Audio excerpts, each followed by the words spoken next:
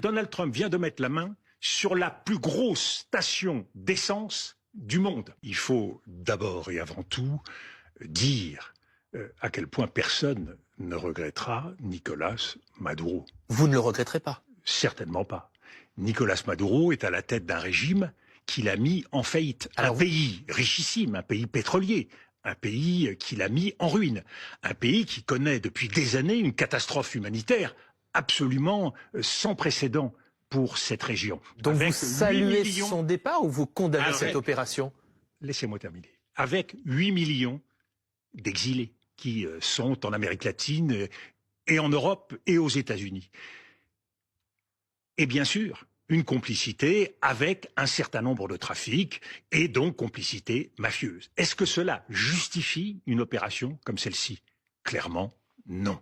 La souveraineté d'un État ne peut pas être mise en cause unilatéralement. Il y a un processus pour ça. Est-ce que les Nations Unies ont donné leur accord? Est-ce qu'il y a le consentement de l'État? Non. Y compris pour un président qui a volé les élections en 2024. Ça a été dénoncé par toute la communauté internationale. Vous avez raison. Mais est-ce que le premier réflexe de Donald Trump, c'est d'inviter le président élu à l'époque, M. Urrutia, à prendre le pouvoir à Caracas? Non. Et est-ce que le narcotrafic est véritablement la vraie raison? Ne l'oublions pas.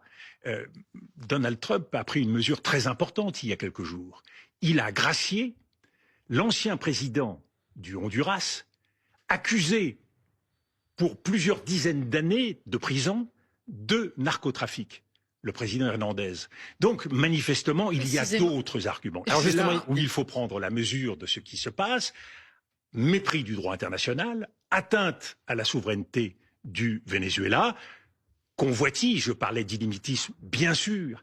Nous sommes dans un monde de rareté et la quête par les nouveaux empires de ressources, de territoires constitue un objectif majeur. Le Venezuela, c'est la première réserve de pétrole. Amandine, Donald Trump vient de mettre la main sur la plus grosse station d'essence du monde.